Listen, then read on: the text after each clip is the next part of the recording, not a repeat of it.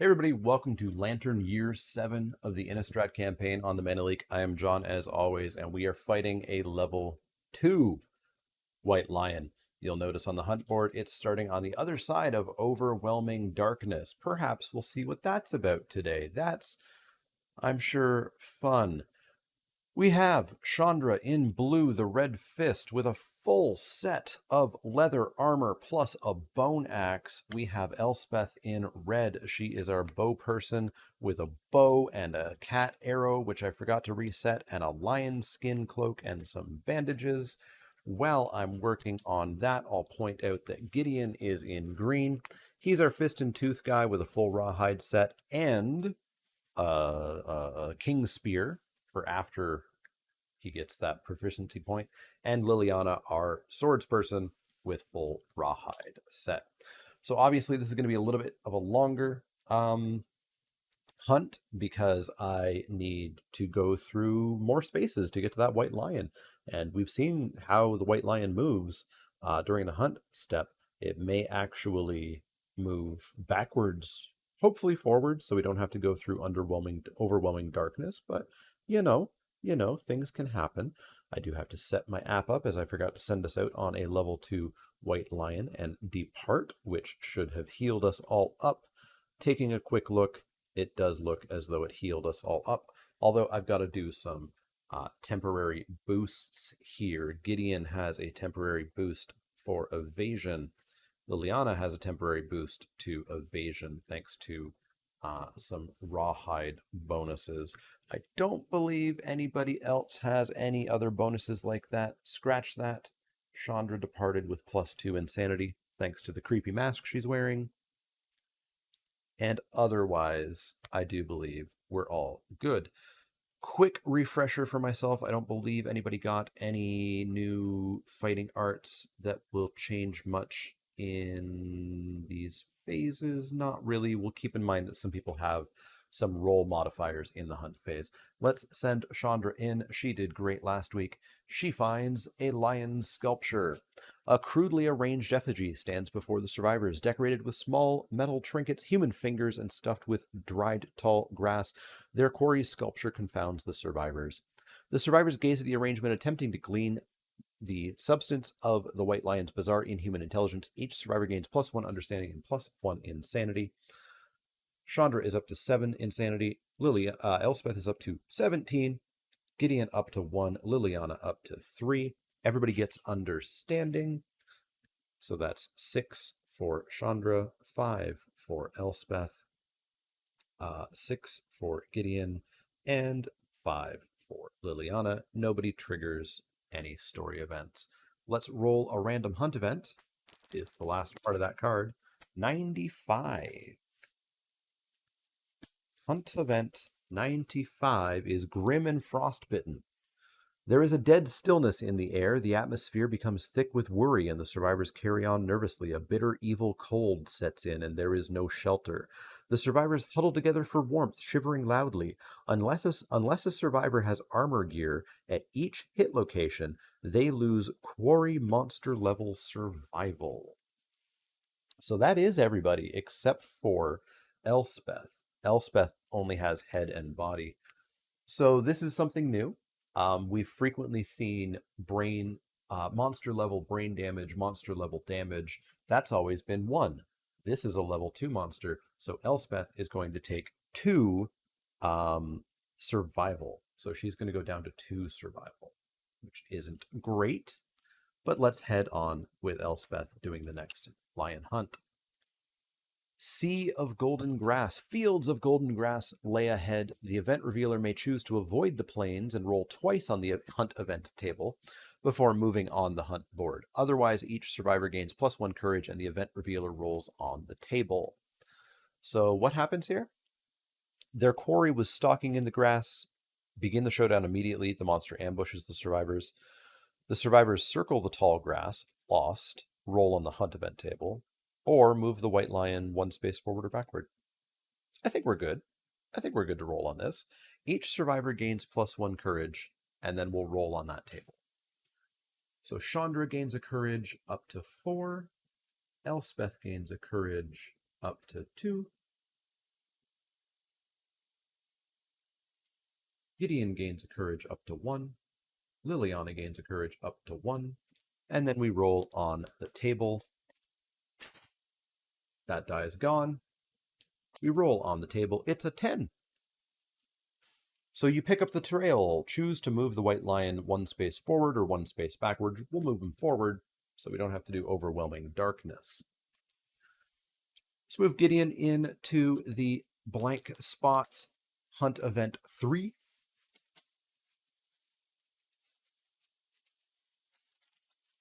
Hunt event 3 is cancer pigeons. Doesn't sound good. The survivors are surrounded by the echoing coo of infant babble. Strange baby-faced birds circle overhead. Gripped with instinctual horror, the survivors break into a run. Each survivor rolls 1d10. The lowest scoring survivor, or survivors in case of ties, become a straggler. If any survivor has noisy gear, -2 to their roll. Each straggler rolls 1d10. So, do we have any noisy stuff? We have heavy stuff. But I don't believe we have any noisy stuff. So no -2s. And Chandra is prepared. So she's going to add 4 to her straggler roll. So we'll do in left to right order on the board here. Liliana is a 7. Chandra is not the straggler. Elspeth is a 3. And Gideon is a 4. So Elspeth is the straggler. The straggler has to roll on this table a 1d10. We get a 5. A cancer pigeon latches onto your back. Shake it free by spending 1 survival. Otherwise, you are dead inside. If you are dead inside, you cannot gain survival, ever. Record this impairment. We'll spend a survival. She's down to 1 survival, so she's not going to be dodging or dashing. She's our bow person. She should be hanging back. Shouldn't be a big deal. Shouldn't be a big deal. So that is the event. Let's have our last person, Liliana, come in. She is going to do Hunt Event 40. Hunt Event 40 is Dream. The event revealer dreams of the upcoming hunt. They stand before the great beast, weapons ready, but it strikes them down. If the event revealer has 3+ courage, she does not. The event revealer is emboldened by the dream and gets an evasion token. Otherwise, the dream is merely rattling. Suffer 1 brain event damage. So 1 damage down to 2. If any survivor has the Twilight Sword, we don't. They dream of indiscriminate slaughter. Add the murder settlement event to the timeline 1d5 years from now. No thanks. On to the last hunt event here. Let's do Chandra. And that is White Lion Cub. The survivors find a white lion cub. They may choose to slay the cub. If they do, each survivor gains 1 random basic resource. The event revealer rolls on the table below. We could have the mother lion appear. She begins the showdown immediately with Enraged in play. We could have the father lion show up. You begin as normal. Or we could have nothing happen if we do an 8 to 10. Otherwise, we have to do a random hunt event. I'm going to kill this white lion. Absolutely murder it. Because Enraged can't be that bad, right? It's probably really bad. Oops. We could also potentially spend a reroll. I don't think we want to do that. But it's a 70% chance to just have the hunt event start. Which would be good, because then I don't have to go look up the rules if I'm supposed to actually trigger Overwhelming Darkness before starting the showdown for the lion. I don't actually know. So we get basic resources from this dead white lion cub. We get ourselves something. We get ourselves a monster bone. We get ourselves a skull, which gives a survivor of your choice +1 insanity. That will be Gideon. And we get a monster organ. Now, what happens after we kill that white lion cub? We get a 2. The father shows up enraged. All right. So the father white lion has shown up, angry that we killed the cub. It's enraged, which I think means a whole bunch of damage, and I think means someone's going to die. I think that's kind of what that really means. So let's set it up, and let's see what a level 2 white lion is like. Let's hope it's not a complete wipe. All right, we are back for the level 2 white lion, and I'm not going to lie, I'm a little concerned that we're all going to die. Let's learn about this level 2 White Lion, shall we? Here is the card that I haven't shown off much, which tells you how to set up the various levels of the White Lion. This is a level 2, which means it has 10 basic AI cards and 5 advanced AI cards, plus the Enraged card. That is 16 wounds we're going to have to do, as opposed to the usual 10. It has a movement of 7, so it moves 1 faster. It has a toughness of 10, which means it is 2 harder to hit. It has a speed of +1, which means all of its attacks are rolling 1 extra die. And it has a damage of +1, which means that it is doing damage at a much higher rate as well. It also starts with Cunning in play. What is Cunning? Cunning is a special trait. At the end of each monster's turn, the monster extends its claws. Very important. Flow break. Then, if there are any adjacent survivors, target one of them and full move the White Lion directly away from all threats the target suffers grab. So the White Lion, if there's anybody beside it at the end of its turn, it's going to snatch them and run away with them. Which is why we need to dash, because we need to have nobody have that happen.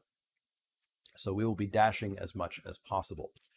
Remember, we killed this White Lion's cub, so it is going to start with Enraged, which means, well, we skipped the first part, obviously. When Enraged is in play, the White Lion gets +1 damage token per monster level. So that's actually +2 damage tokens. So it's going to be doing a ludicrous amount of damage when it hits. And when a survivor suffers any dismembered, severe injury, or is killed, we discard Enraged. Level with me. Did I bite off more than I could chew?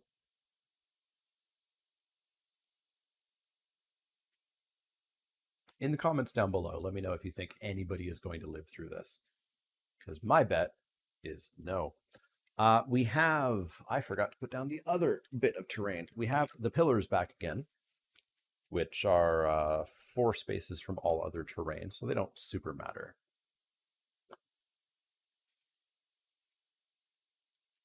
So we've got the pillars back, which are just objects which are impassable, and if we collide with them, they break. If the monster steps over them, they break. We did luck out, and we have Dead Monster yet again, which means that we get to attack first, and we get to set up wherever the heck we want. So we have set up behind this White Lion to try to get as many wounds as we can right at the start, and we can, of course, loot the Dead Monster if we find an opportunity. So we get to go first. That's pretty good. That's pretty good.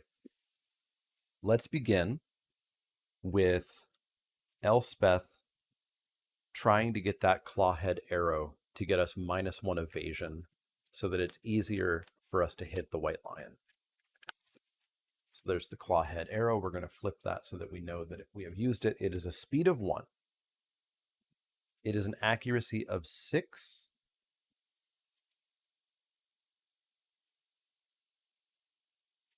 Um, 5. Oop, I forgot to do Chandra's +1 strength tokens. Those are going to be deeply important, both for wounding as well as spending for dodging and dashing and stuff like that. So, Elspeth is going to take this shot. She's going to hit on a 5. If we hit, we get -1 evasion. It's a 2. She utterly fails. I don't know why we even bother sometimes with that, to be honest. Okay, so good job, Elspeth. That's your turn. You are not going to do anything else. So up next, we're going to kind of want to stab the White Lion and step away so that we're not going to be there at the end of its turn, so that we don't have to then spend survival to dash. So Liliana is going to stab this thing from behind. A speed of 2, an accuracy of 6, 5, 4, 3. She's going to hit on 3s. We get a 5 and a 1, so we get 1 hit. We're going to wound the beast's chest. This is Elspeth, or sorry, this is Liliana from behind, which means she's wounding on like a -1. So as long as we don't roll a 1, we wound. We roll a 9, We successfully wound it. 1 card gone. If she survives, she has weapon proficiency earned.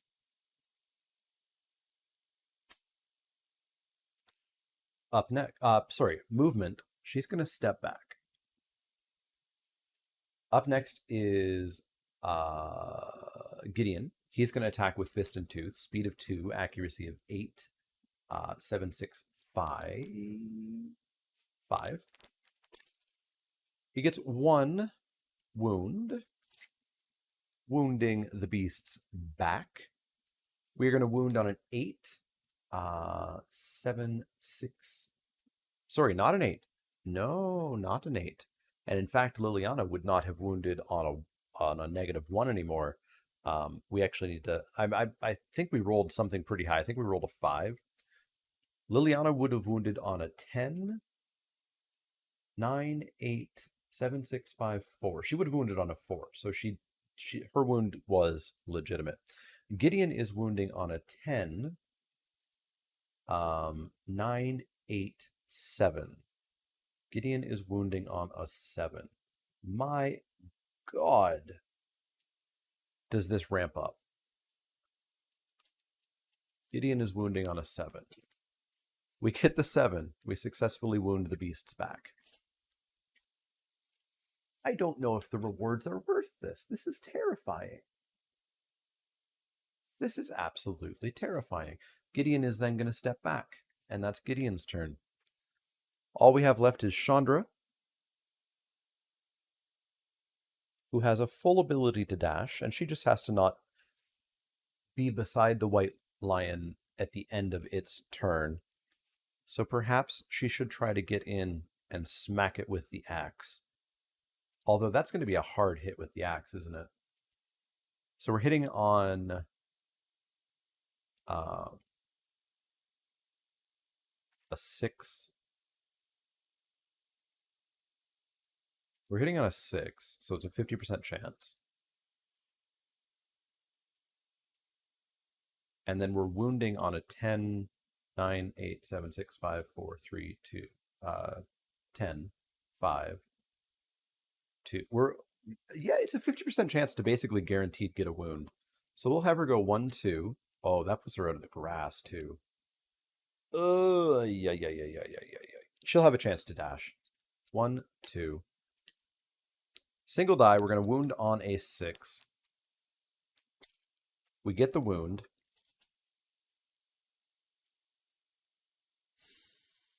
Begins. Chandra might die because she is doomed, so she cannot dodge or dash or spend survival in any way. And the white lion is going to do its basic attack. Its simple, dumb, little, weak, basic attack, which is a speed of 2 and an accuracy of 2 and a damage of 1. But remember, Enraged is in play, so it has +1 damage. It has 2 damage tokens. Why does it have 2 damage tokens? Where did those come from? Oh, because the tokens are from Enrage. So it has +2 damage, so it's doing 3 damage on hits.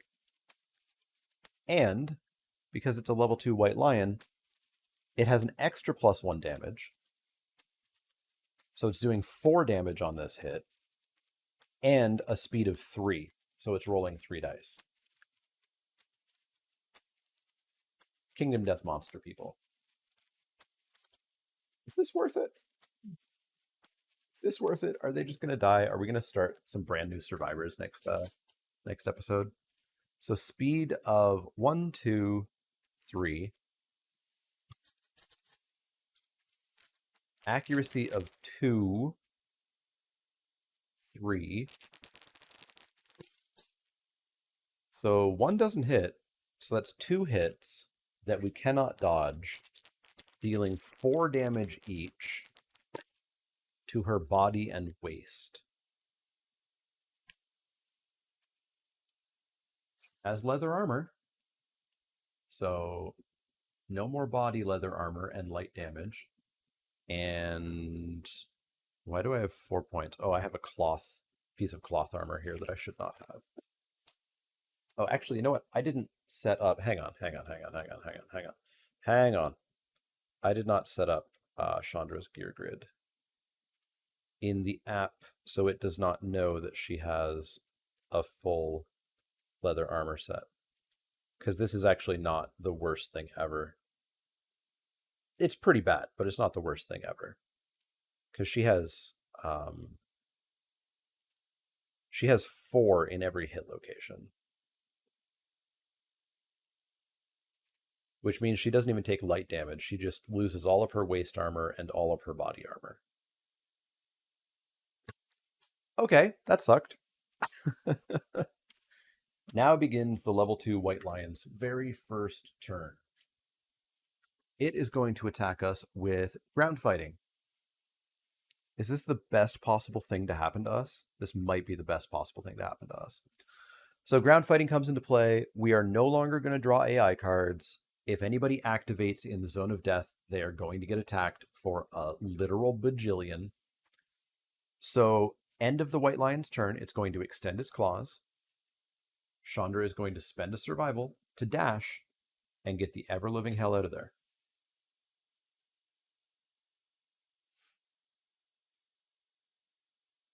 And now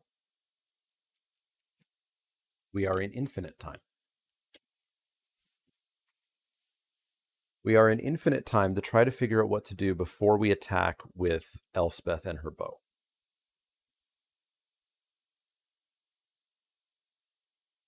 Step 1, we're going to loot the dead monster. So Chandra's going to scavenge. There's nothing bad, right? Yeah. Chandra's going to scavenge.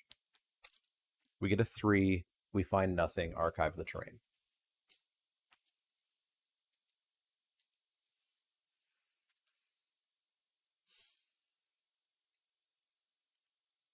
So I think what we want to have... Oh, wait. We don't have exactly infinite time.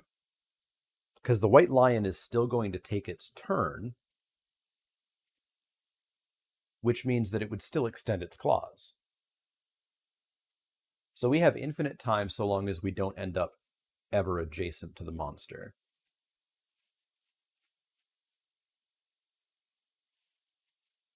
So what we probably want to do is get Gideon and Liliana in behind. Oh, no.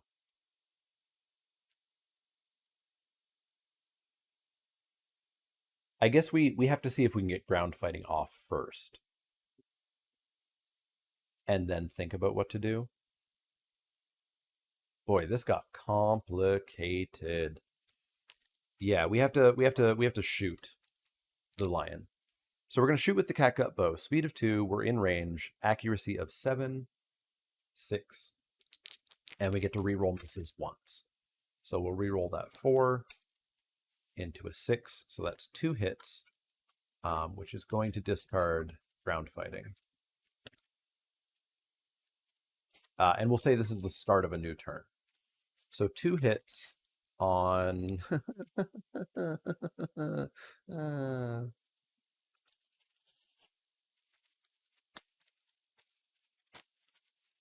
I don't think this is going to go well. I think y'all are going to see some deaths. Some deaths of our primary hunting party. Cards everywhere.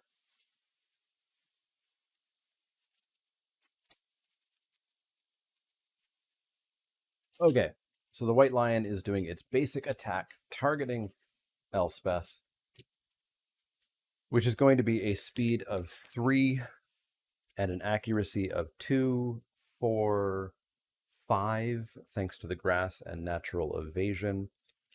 So 5s, that is 2 hits on Elspeth that she cannot dodge, dealing 1, 2, 3, 4 damage to her hands and her hands. She has 0 armor at her hands, so the first 4 damage will hit her, knock her down, and send us to the severe injury table.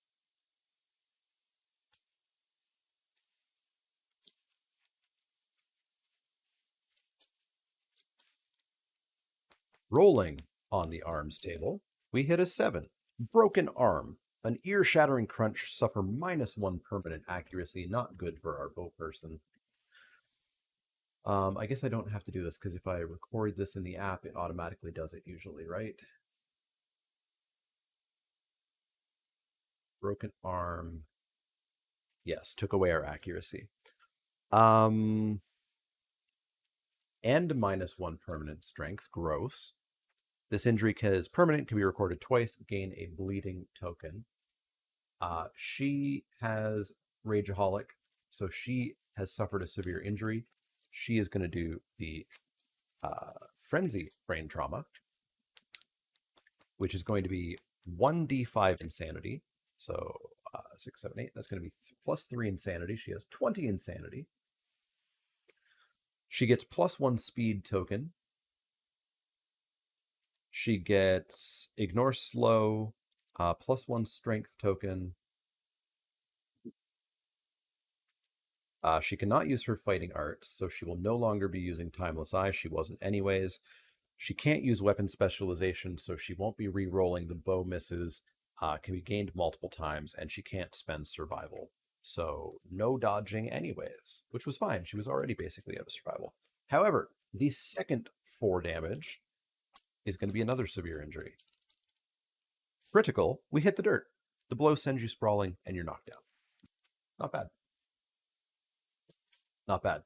Unfortunately, for the enraged card, nobody had their arm dismembered. So that's about all of that. That was our turn, right? So that was Elspeth's turn. So I guess Chandra can take a swing with this axe and then get out of the grass, which sucks. I feel like I bit off more than I can chew. I don't know what we're going to do here. Let's have Chandra roll. She's hitting on a 5. She misses.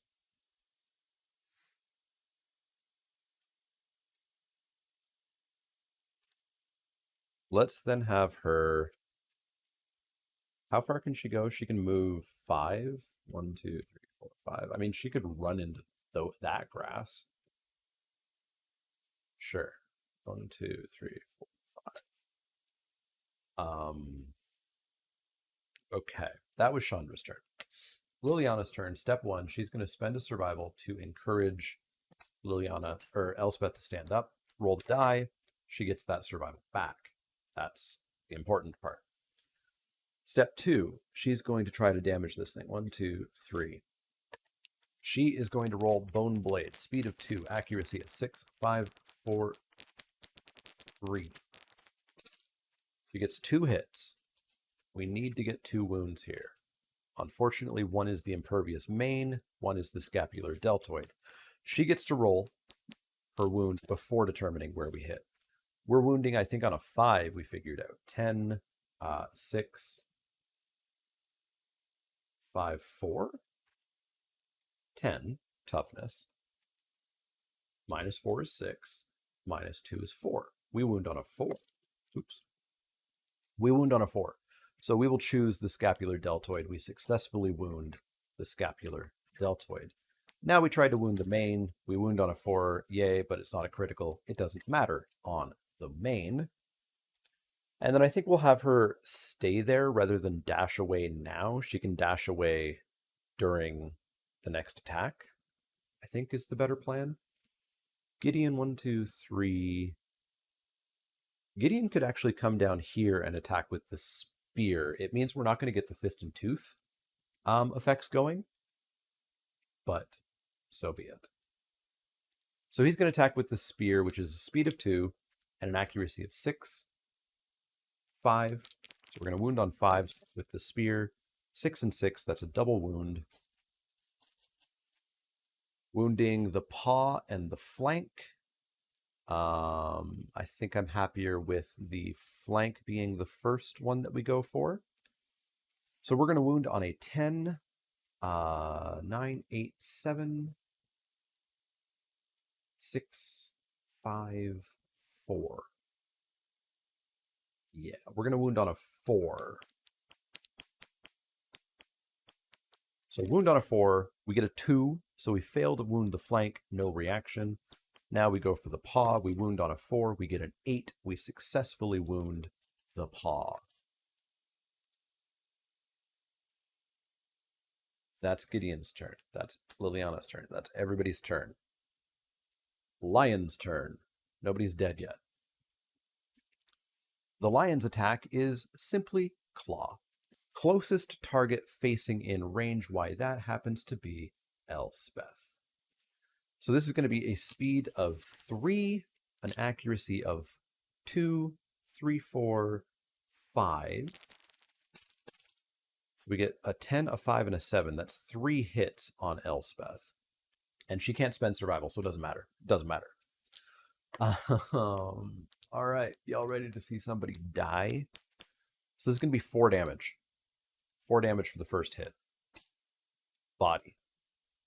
She gets knocked down and suffers a body severe injury. Oh, you know what? You know what? This doesn't affect anything just yet, but she would have gotten frenzy again from the hit the dirt severe injury, so she'd have 23 insanity and 2 strength tokens, 3 now, and 2 speed tokens. And she's going to get more, assuming she survives this body severe injury. So body severe injury is going to be 8, which is a broken rib. It hurts even to breathe. Suffer -1 permanent speed. This injury is permanent. Right, I don't record this. I should record this as an injury. And the app will break the rib for me. Gain a bleeding token. So she is up to 2 bleeding tokens. Luckily, she does have bandages on her, too. So the second... now we do another speed token and another strength token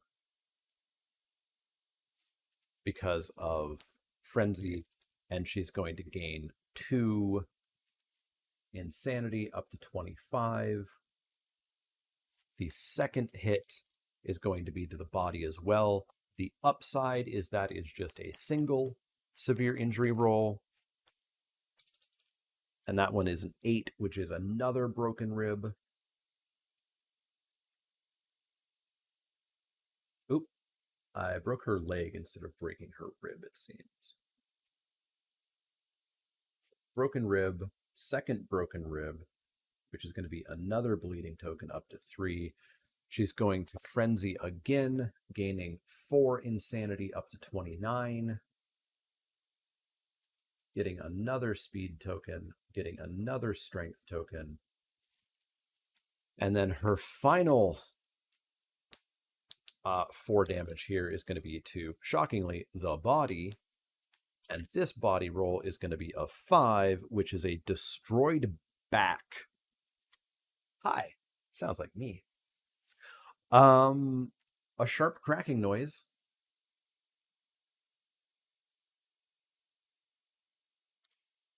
Suffer -2 permanent movement.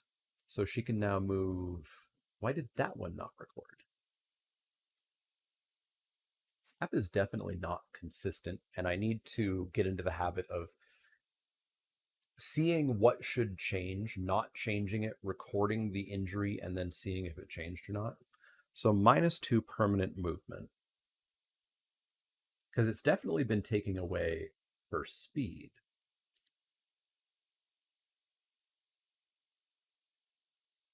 But it didn't take away her movement there. You can no longer activate any gear that has 2+ strength. What? What is gear that has 2+ strength? Speed. Is strength damage? Because that might mean that she can't do the bow. I've always assumed that bottom number on gear is damage, but the bottom number on gear might actually be strength. It is. She can no longer use the bow. This injury is permanent. Can be recorded once. Gain a bleeding token. She's up to 4 bleeding tokens. Okay, that was a fun attack. That was a fun attack. So she can no longer use the bow. She's just on Founding Stone now.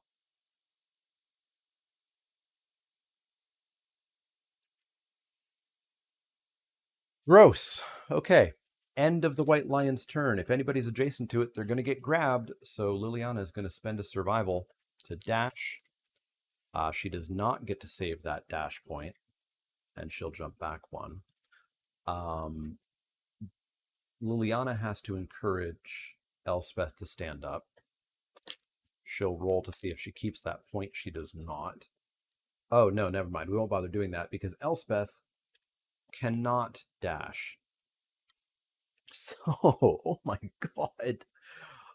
If anybody wanted to know why I didn't go after a level 2 White Lion, I think this might be a good demonstration as to why. So, because of cunning, the White Lion is going to extend its claws. It is going to grab Elspeth here, and it's going to full move away from all threats. Remember, full move is 7. So it's going to grab Elspeth and go 1, 2, 3, 4, 5, 6. Full move, I believe, is in one direction. And she's going to suffer grab. I'm trying to even remember what grab is because there's damage that happens along with grab, right? Knocked down in front, they suffer 1 damage per monster level, so she's going to take 2 damage to the body. Severe injury. That's another broken rib. She's dead. That's her 5th bleeding token. Elspeth is gone. So, we get to discard Enraged. So that's cool. But our bow person's dead. And we know that ground fighting is in this whole shebang. So let's edit her. She is dead. Oh, I could do a reroll.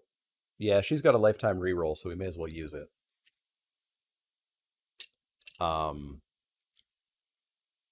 Going back in time, she didn't suffer a broken rib. She suffered something worse.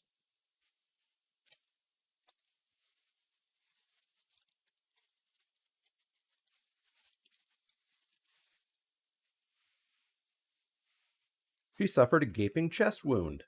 -1 permanent strength, gain a bleeding token. Hey, look at that. She died again. Anyways. So she is dead. Confirm. We get plus... I can never remember how graves work. Is this +1? This is +2 for her dying in a fight, right?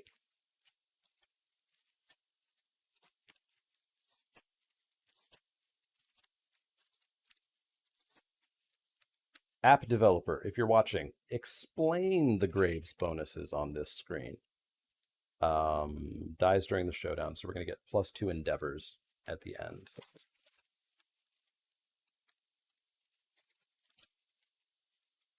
All right. Elspeth. Out of here. So there goes our bow person with bow specialization. We still have the bow. We still have all of her gear. We just don't have her anymore. So, what was that? That was the end of the White Lion's turn. Okay, I guess we'll go 1, 2, 3, 4. 1, 2. And then call that the turn, I suppose. Next turn. The White Lion is going to grasp closest knockdown survivor. We don't have one. Closest survivor in range. That would be Gideon or Liliana, our choice. Gideon has more survival at the moment. So targeting Gideon. Is there any way we can actually get out of range here? Got a speed of a movement of 7. 2.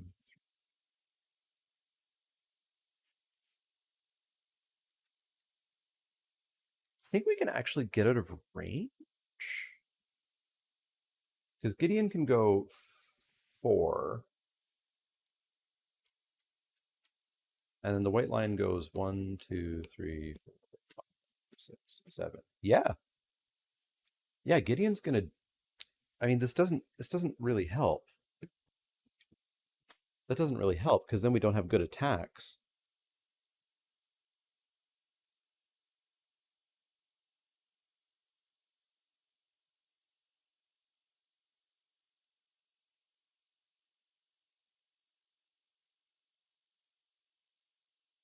This is brutal. This is really brutal. Okay. He's gonna target Gideon. Gideon has 2 evasion. Liliana also has 2 evasion, so it's not a big deal either way. But what if he goes like 1, 2, 3? The white lion goes 1, 2, 3, 7. He still gets up to him. But now Liliana can stab him. Okay, so that's what we'll have done. He spent his survival to do that dash. He does not get the survival back. And now he's going to be targeted with Grasp, a speed of 2, an accuracy of 2, 3, 4. And it's going to be doing 2 damage. 2 hits, doing 2 damage each to head and body.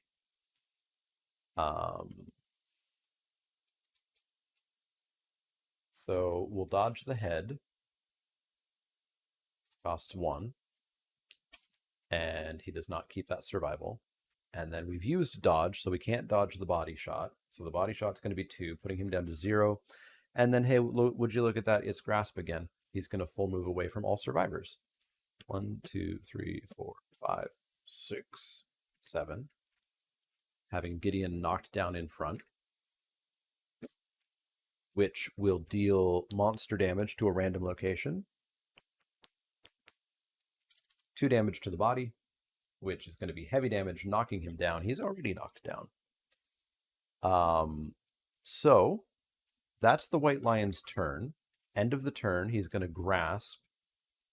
What's his face? Is it even knocked down people? It's even knocked down people.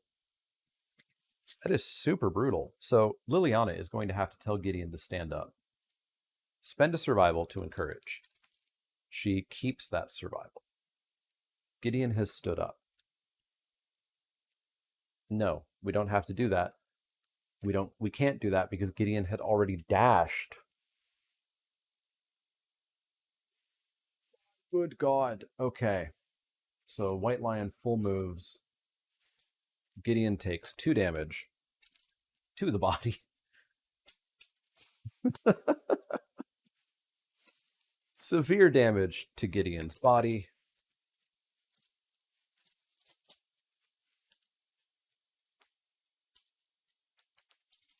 Gideon is bowled over. He gets knocked down. Not the worst. Not the worst. Okay. Start of Monster's turn. Gideon stands up thanks to Fist and Tooth.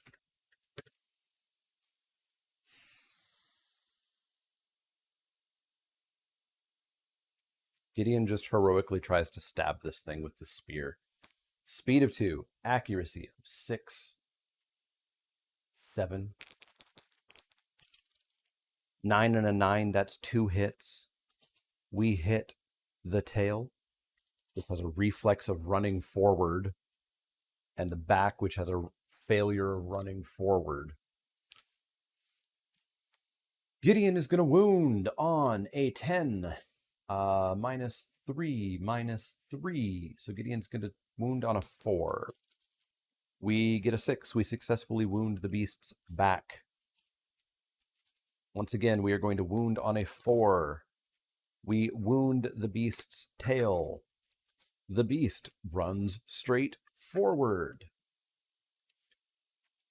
1, 2, 3, 4, 5, 6, 7.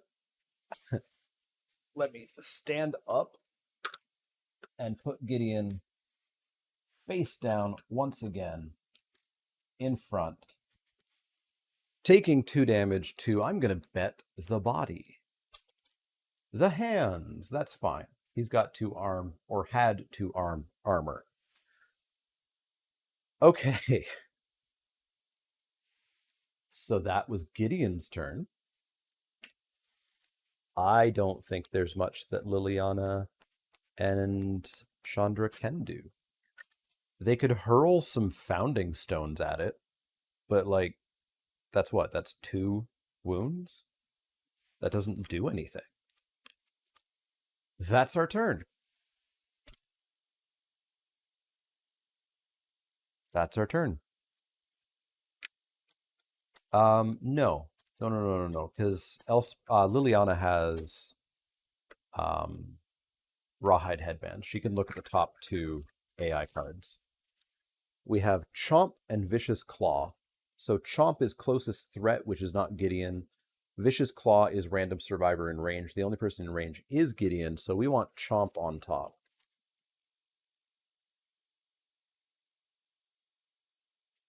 Yeah, we want Chomp on top, because that will get him to walk back towards those people. So that will be our turn. So the White Lion is going to chomp. Closest threat facing in range. There are no threats in range. Closest threat in field of view. Threat would not be Gideon, it would be Chandra. So Lion's going to go 1, 2, 3, 4, 5, 6, 7. That's as far as it can go. It does not have a target. So that's it.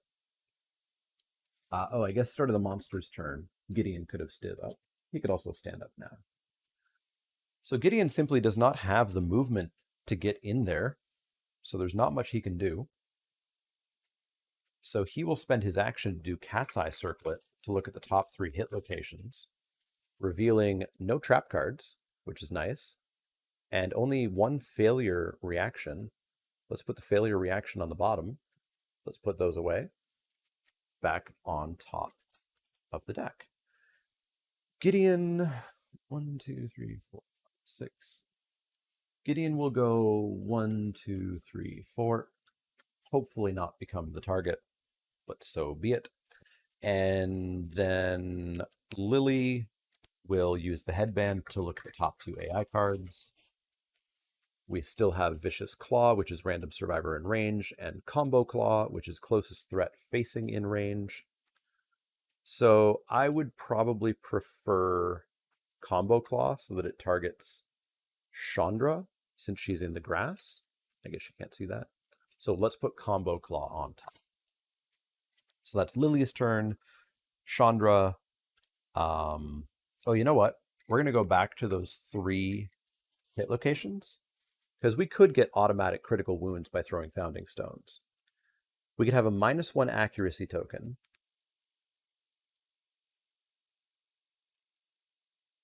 Oh, we got Soft Belly. Soft Belly. We are attempting to do what we can here. Chandra is going to hurl her Founding Stone, getting an instantaneous critical wound and archiving that. And would you look at that, we critically wound the Soft Belly. So we get rid of a wound card.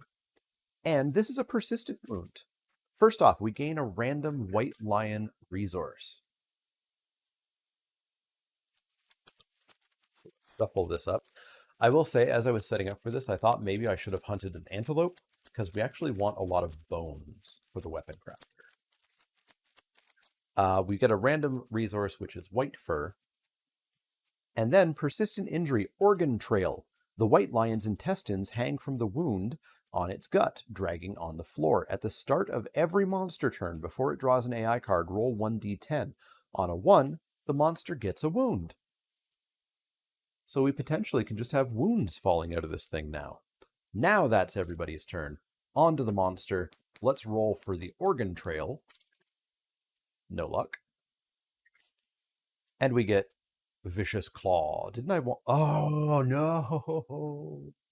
Can I redo this? We would have known all of this, right? The reason that Combo Claw was not on top is because I went back and reordered that. So yes, we would have done Vicious Claw on top. Vicious Claw goes away. Combo Claw, as we wanted it to, as we planned to. This was all open information, so I'm totally comfortable with redoing that. It's surprisingly hard to keep track of everything while producing content. Bear with me.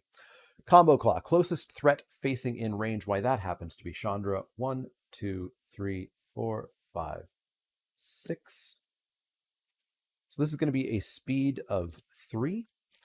I hate that this thing has a speed of 3. However, it has an accuracy of 4, 5, 6, thanks to the grass, 7, thanks to her natural evasion. 7, 5, 3, so only 1 hit. She will spend a survival to dodge.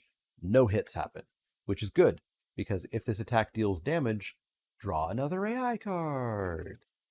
And that would be bad. Okay, so the White Lion's end of turn, he's going to extend his claws, and therefore Chandra is going to need to move. She dashes and spends a survival. She only has 1 survival left.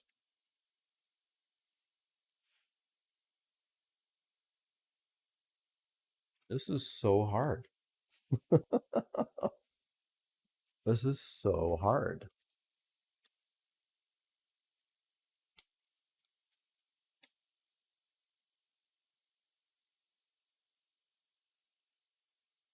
Okay. Gideon's going to go 1, 2, 3, 4, because that's all he can do. He's never going to catch up. He's going to use the Cat's Eye Circlet to look at the top 3 hit location cards.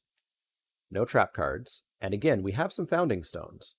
So we could have -1 accuracy token. We could have -1 movement token. We could have a persistent injury where whenever the White Lion draws an AI card, roll a 1d10 on a 1 or a 2, the monster's turn just ends. I'm going to put that on top, and I think that's what we're going to do. So that's Gideon's turn. Elspeth, no, not Elspeth, she's dead. Stop talking about Elspeth. Liliana is going to throw her Founding Stone, getting an instantaneous critical wound on the beast's temple. So, the blow wallops the White Lion's head, causing shockwaves of blinding pain. Whenever the White Lion draws an AI card, roll 1d10. If the result is 1 or a 2, discard it and end the monster's turn. So we're doing a bunch of rolls on the White Lion's turn now, because this thing has been brutalized. So that was Lily's turn. She used her action point. She could move, so I guess she'll step like 1 step closer. Chandra's turn. She will have a chance to dash on the White Lion's turn. She can dash 1 more time. So she will... actually, she'll just get in behind for that slight bonus. 1, 2, 3, 4. So she's going to attack with the Bone Axe, which is a speed of 1.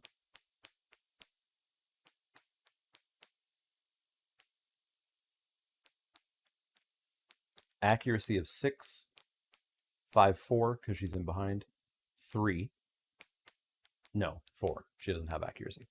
So hitting on a 4, we get a 2, we fail. Okay, we tried. We tried. It's the White Lion's turn. Start of the turn. If we roll a 1, we get a wound. Woo-hoo-hoo-hoo. Organs fallen out. Then the White Lion draws an AI card. But the White Lion has... it doesn't have a flavor text. If we roll a 1 or a 2, this AI doesn't happen. It happens.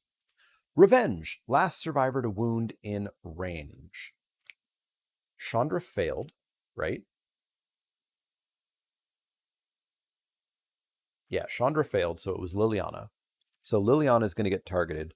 Speed of 2, accuracy of 2, damage of 2. So that'll be speed of 3, accuracy of 1, 2, 3, 4, 5, 6. That's not bad. But then if she does get hit, she'll get grabbed.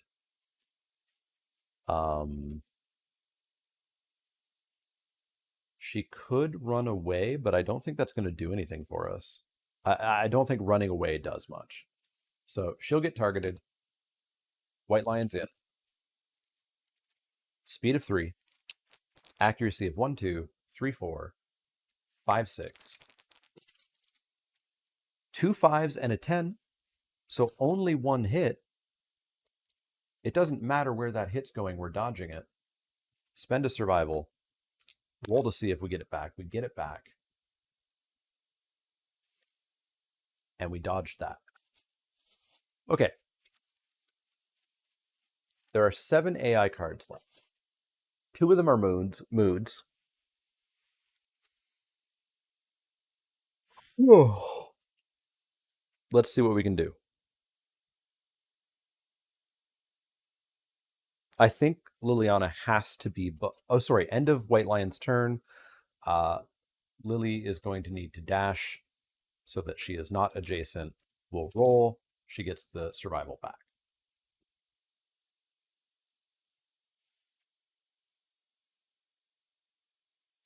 Now she can't get in behind. What a pain. What a pain. What a pain. All right. Chandra. I guess Gideon is going to move, eh? Gideon's going to go 1, 2, 3, 4, and still never actually be relevant, it would seem. He does have a Founding Stone left, so if we get down to like the final hit, maybe we've got a chance. And he'll use Cat's Eye Circlet again. Look at the top 3. Again, we have no trap cards. We have discard a mood in play and knock the White Lion down, which could be very handy if we can get close. But I'm not going to waste a crit on it. White Lion gains -1. White Lion gains -1 accuracy. All right. We'll put them back with the knee on top. And then Chandra's going to go 1, 2, 3 to get in behind with the Bone Axe, which is going to be a speed of 1, accuracy of 6, 5, 4, 4. Successful wound on the knee. And we are going to wound on a 10 minus 8. Man, she's got such good strength. 8. So we're going to wound on a 2. We successfully wound the beast's knee, although not critically so.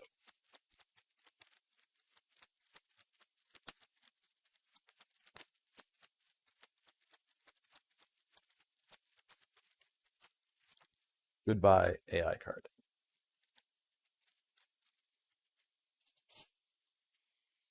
That is Chandra's turn. Gideon has gone. Elspeth is going to step forward and stab this thing. Speed of 2, accuracy of 6, 5. We get a 10 and a 10. So we get 2 wounds on the tricep and ear, and we get to roll our wound and then decide. So unfortunately, we are not behind, so we don't have the +4. So this is a 10 minus 1, 2, 3, 4. So this is wounding on a 6. That is a 4.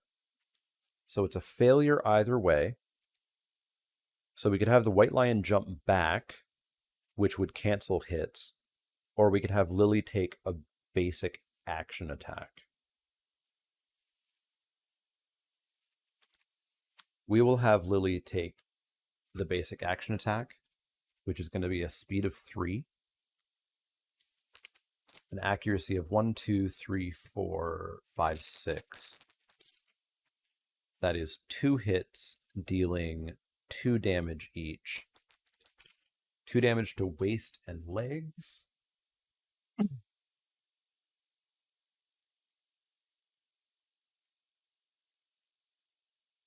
She can't dodge this. She's the attacker. 2 damage to waist, 2 damage to legs. So she is at 0 armor on waist and legs. That's not the worst. So now we attempt to wound the ear. Again, we are wounding on, what did I say? 6s? 6s. We're wounding on 6. Critical wound. Okay. -1 accuracy token to this White Lion. Sold.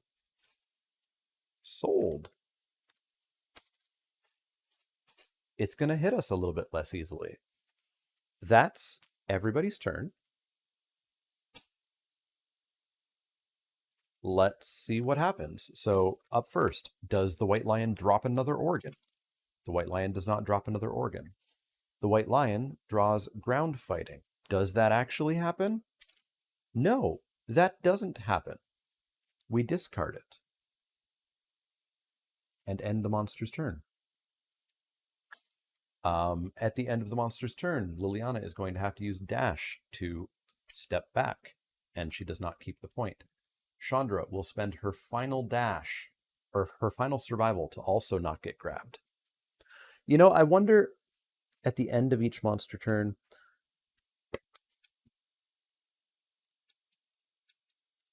if we end its turn before the end of its turn, maybe we don't have to actually do that. And I am actually going to look that up. A quick Google does not appear to have told me anything, so I'm going to play it as we were playing it, that we go to the end of the White Lion's turn rather than end the turn and cunning doesn't happen. So all of those dashes and survival spendings occurred. So it is now our turn. It is now our turn. Let's have Chandra heroically step in to wound this white lion again with the axe.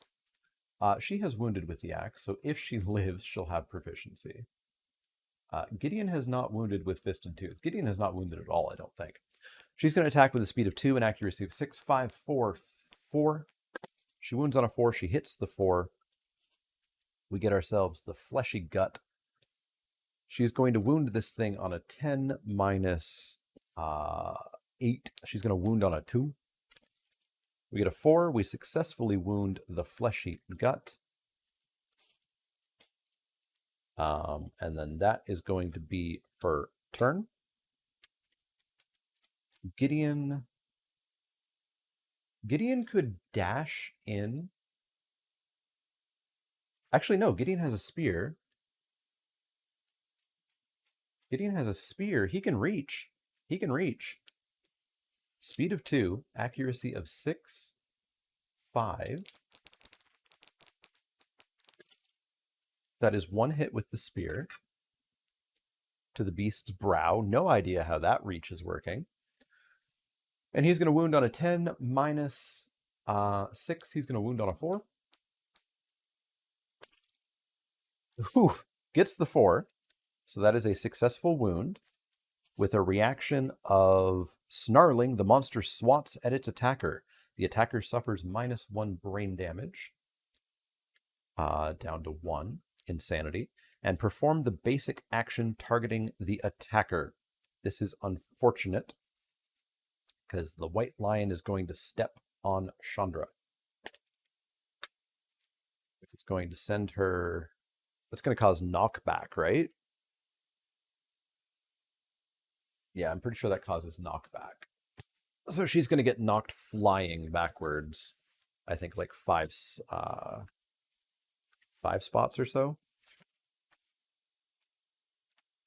Since the white lion lands on her. Knockback, move the... So this is collision, right? Is what I think the actual effect is called. Collides. Yeah, knockback 5. So landed here. So 1, 2, 3, 4, 5. And she's going to get knocked down. And then the monster is going to attack Gideon. Basic action, speed of 3, accuracy of 1, 2, 3, 4. Whoa! 2, 3, 3. Absolutely no hits. Absolutely no hits. And actually -1 accuracy, so it would have been 5 that it would have had to have used. And this gives Liliana a backstab opportunity. She's going to come in with the Bone Blade, speed of 2, accuracy of 6, 4, 3. We get a 1 and a 3, so we get 1 hit on the beast's maw. So we're going to wound on a 10 minus 4, 5, 6, 7, 8. We're going to wound on a 2. We get a 3. So we do successfully wound, just barely. And oh my lord, we're down to 1 card and ground fighting, and then the actual wound. 3 people might survive this. Maybe. That's everybody's turn. It's now the White Lion's turn. Up first, Trail of Organs. No dice. Up next is Claw. One of the most basic actions. Does it happen on a 1 or a 2? It doesn't. It's a 3. So this is going to be the closest threat facing in range, which is Gideon.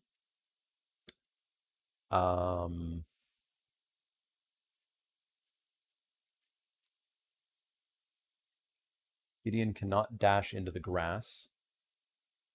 So Gideon will bravely face this. This is going to be a speed of 3 with an accuracy of 1, 2, 3, 4, 5. Accuracy of 5, we get a 1, a 2, and a 9. So that's going to be 2 damage to Gideon's legs, which he will take rather than spend his survival, because he's going to spend a survival right now to get away from the extendo claws. Spend a survival, dash this way, gets the survival back. Liliana is going to spend the survival to dash. Does not get the survival back. She steps backwards. Oh, wait, he's going to have to dash just a little bit further, because that would still be adjacent. I think adjacent is non-orthogonal.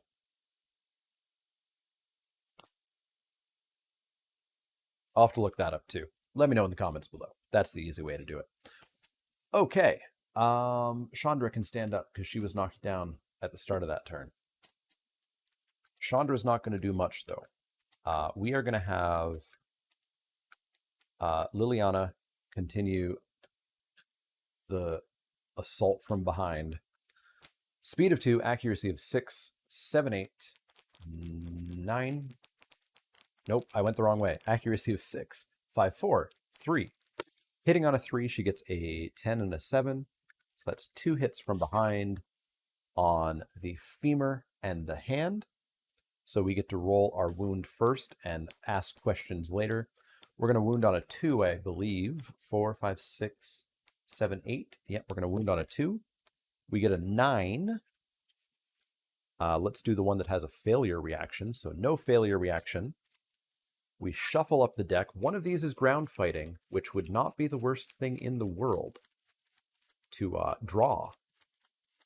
But there goes the wound. There goes the mystery card. Once again, Liliana is going to wound on a 2 or higher. She gets the 2, just barely. The White Lion is out of AI cards.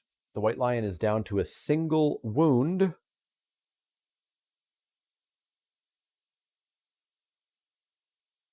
Let's try to do this. Gideon, take a step. Attack with your spear. Speed of 2. Accuracy of 6. 5. 2 wounds. No trap card. We have a wound reaction, which won't matter, because if we successfully wound, it's dead. We wound on a 10 minus 3 and 3, so we're going to wound on a 4. We critically wound the beast's ribs, killing the level 2 White Lion. Critical wound, it gets a -1 toughness token.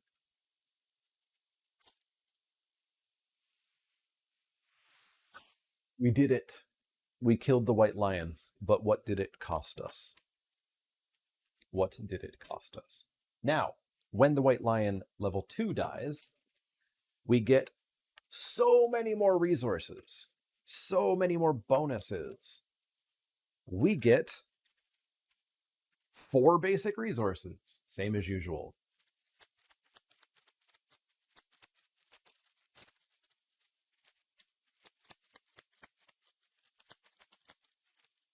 We get Monster Organ, Monster Hide, and who knows what that is.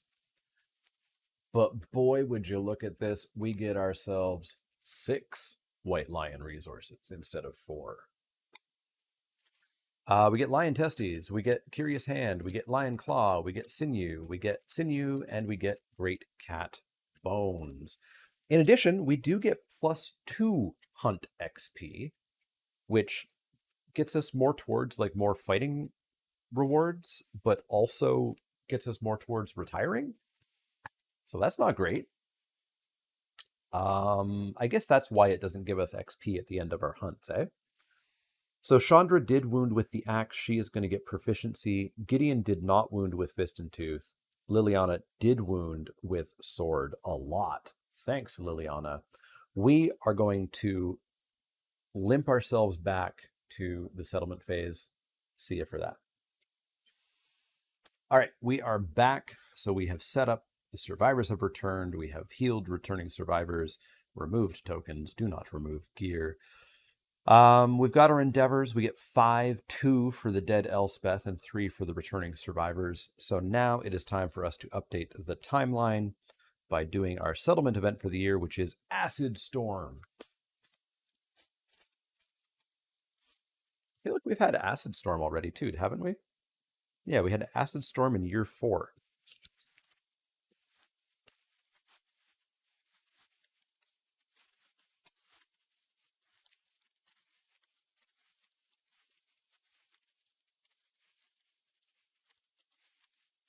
Where is Acid Storm? These cards have a ever so slight texture to them that make them very hard to riffle through. There we go. Acid Storm. The air tastes sour and burns the survivors' cracked lips. The sky cracks in great flashes, revealing spiraling black clouds. Finally, it opens, dousing everything in acid rain. Roll a d10. 5. The survivor with the highest insanity, randomize in case of ties, runs into the storm, bellowing wildly. They must skip the next hunt.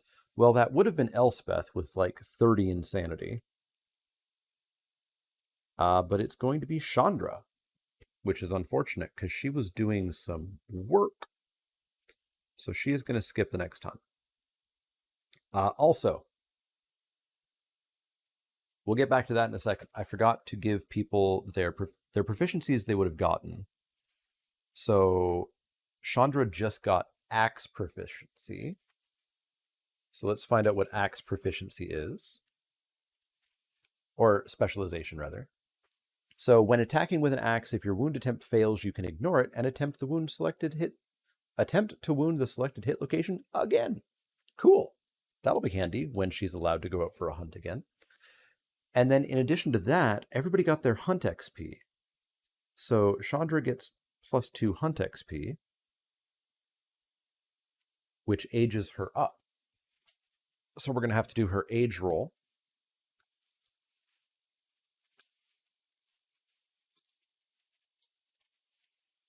So age number 2 is going to be a 2d10. She's going to get herself an 11, which is going to give her +1 permanent strength. So she's going to be like 6th strength with her red fist token. It's kind of nutty. As well, Gideon gets +2 hunt XP, which is not going to level him up, but he is age 9 now. Liliana also going to get 2 hunt XP, which is going to put her up to 9.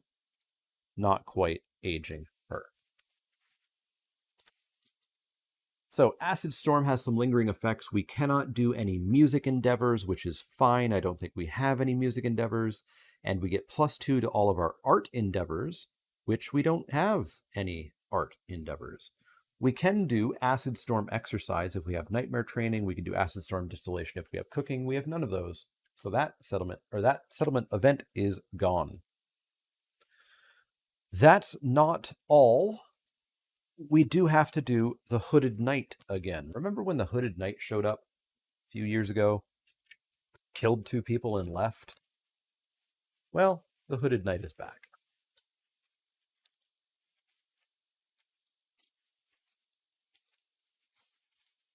A stranger emerges from the darkness. If any survivor has the Twilight Sword, they duel the knight. Otherwise, his motives are mysterious and inscrutable. Roll on the mysterious agenda. Roll 1d10. A 4. The Hooded Knight insists on training the uncouth survivors in martial combat. Up to 2 survivors can spend 3 resources each to learn the Mighty Strike fighting art. 3 resources each. What's the Mighty Strike?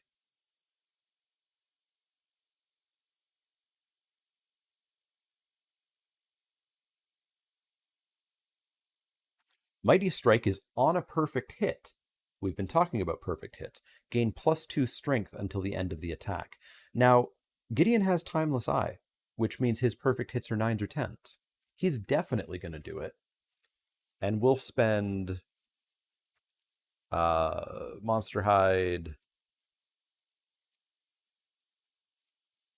What do we want? We kind of want some organs, eh? I guess we actually have quite a number of organs. Monster Hide and Sinew and another Monster Hide. So Gideon has Mighty Strike. Somebody else got Timeless Eye, but I think it might have been Elspeth. It was Elspeth. Yeah, so Gideon just got Mighty Strike. So his perfect hits on 9s now actually matters. So that's cool. The Hooded Knight leaves with unfinished business. So the Hooded Knight is going to show up again 1, 2, 3, 4 years from now. So let's add the settlement event. Or sorry, not settlement event. Story event. Hooded Knight. So this time he showed up and was like, hey, Gideon, teach you a thing. Forget about the fact that I killed 2 people last time I was here for no reason and then left. We made it through. We made it through. We actually get to just do our stuff now. So that's cool. What do we have? What do we have? I feel like we need an innovation or something. I feel like we need to recover. We have a hide, we have a hide, we have an organ, we have a hide, we have a bone, an organ, a bone, a hide. Anything we want it. Organ, bone, anything we want. So I kind of really want to get some Monster Grease. Monster Grease would also let Jace come back out. Although Jace is our sword guy, we don't need a sword guy that much. We could make Jace our spear guy.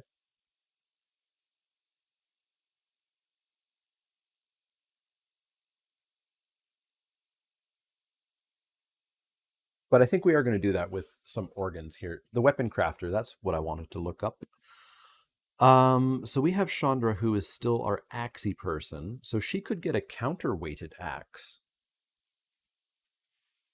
How good is the counterweighted axe? Is that a thing we want? So a counterweighted axe is a speed of 2, an accuracy of 6, and a strength of 4. So it is +1 damage. It's got a reach of 2. That's handy. And if it's attached to something red, which she could easily do, then on a perfect hit, the monster suffers 1 wound. Don't draw a hit location. Wow. So just like, boom. That's a pretty good axe. What else do we have? Oh, do we have heat? Is heat an innovation, or is heat provided to us by Lantern Oven? Explain heat.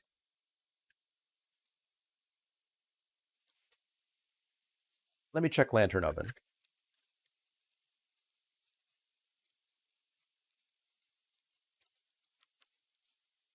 Lantern Oven provides heat. So we could actually make like scrap sword for Liliana. A scrap sword. So her sword, the Bone Blade, is 2, 6, 2. Scrap sword is 2, 5, 3. It is barbed 4, so on a perfect hit, you get +4 strength for the rest of the attack.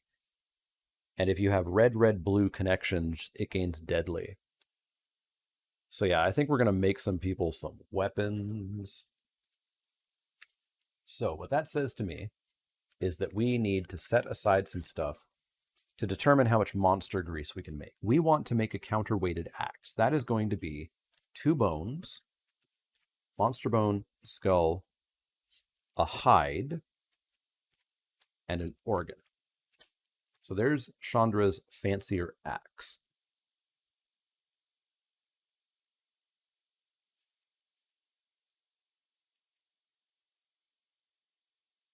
We want to make the scrap sword for Liliana. That is going to be bone bone.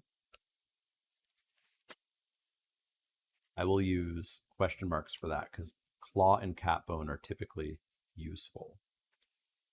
So bone bone. Oh, we used scrap, didn't we?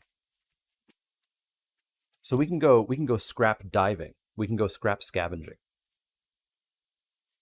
50% chance of having to spend a survival or die.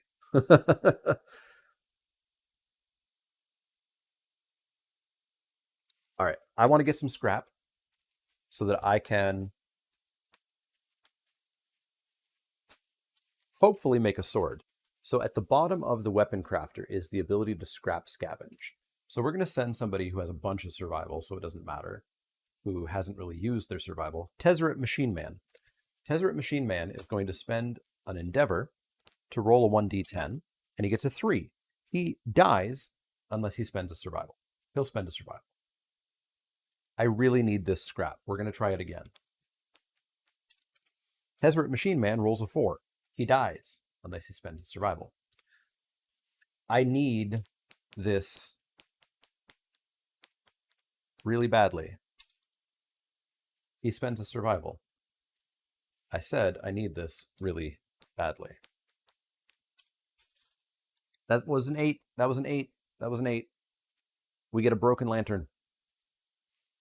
Well, that was costly, but we got the broken lantern, which is the scrap, so that we can go bone, bone, scrap sword.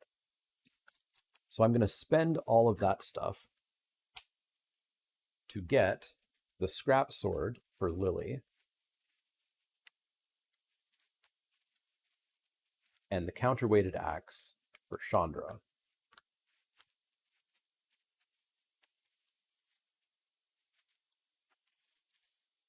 So the counterweighted axe, as I said, it is a little bit more damaging, but it has a reach of 2.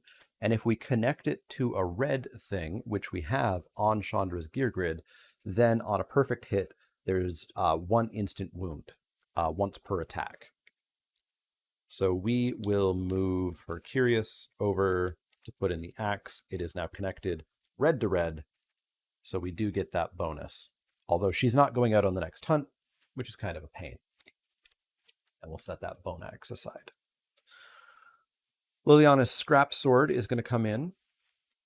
We need to have a blue connection and 2 red connections. She already has 1 red connection. Although I'm not quite sure how she's going to get the rest of the connections in her current setup. We would have to shop around for some specific things there. Now, I want Jace to come out. Jace is going to need to have something consumable. If we spend 2 organs at the organ grinder, we get to make monster grease. We did this way back when we had Kaya get some. And then Kaya ran away with it and died to the butcher. But here is monster grease, which just gives us instantaneously +1 evasion, just for holding it. If you have 3 completed green squares, this one has half a green square on the left, then you get a slight bonus.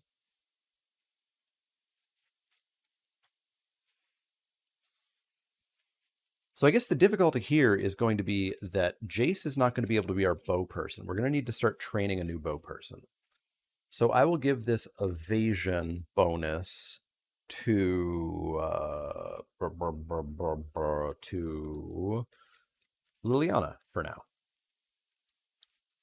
So what does that leave us with? That leaves us with the ability to spend 2 more sinew to make 1 more thing of monster grease. So we can keep spreading this monster grease around.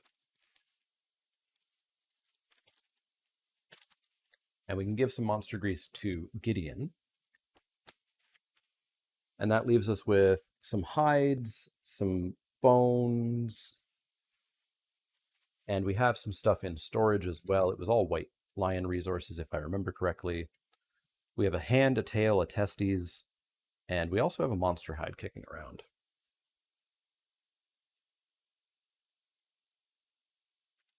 So I don't think we're doing much with the organ grinder.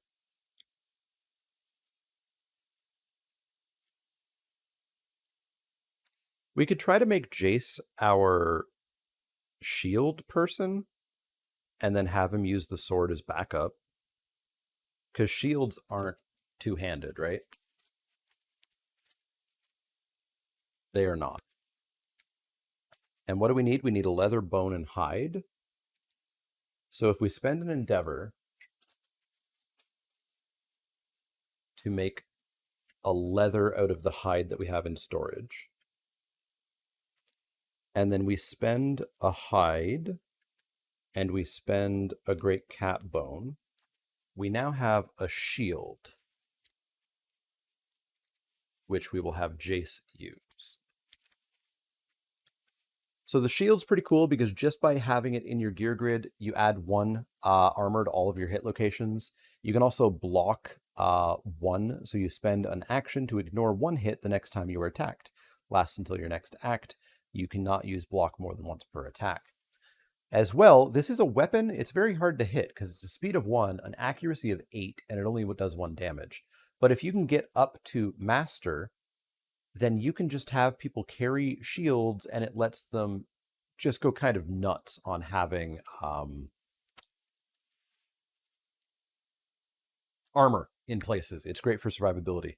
We'll throw that into the gear grid for now, because I don't quite know who's going to go out next year.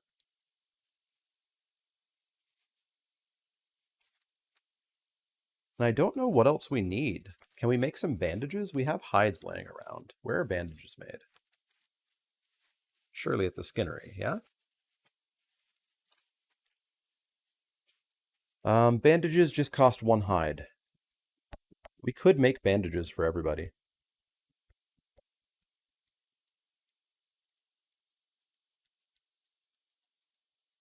We have space? Gideon doesn't have much space. He doesn't need to have a founding stone.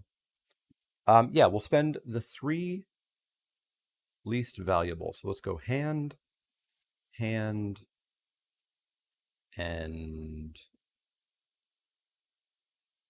tail to make 3 more things of bandages. So that's going to leave us with a lion claw. And now we have bandages in everybody's gear grid, which is fun because Kingdom Death Monster comes with typically 3 copies of each piece of gear. That is not an actual limit. You can have any number of non-unique pieces of gear, but we have bandages in everybody's gear grid. We'll just have to make a proxy for the other gear grid. But there we go. We survived a level 2 White Lion. It cost us 2 founding stones and a death, and that was challenging. I don't think we're going to go out for a level 2 White Lion next year. I think we might go after an antelope, a level 1 antelope again. And then maybe, let me know in the comments below if we should go after the Phoenix. I know it's a very different fight. I know it's all about aging and like time. Let me know. I'd have to build the model. But let me know anything you want to let me know in the comments. What did I do wrong here? Did I perhaps bite off more than I could chew with this White Lion? Should I have waited a little bit longer? Let me know in the comments down below. Otherwise, I've been having a great time with this, despite the horribleness that happened with poor, dead Elspeth. But yeah, let me know anything you want to let me know. Otherwise, see y'all next time.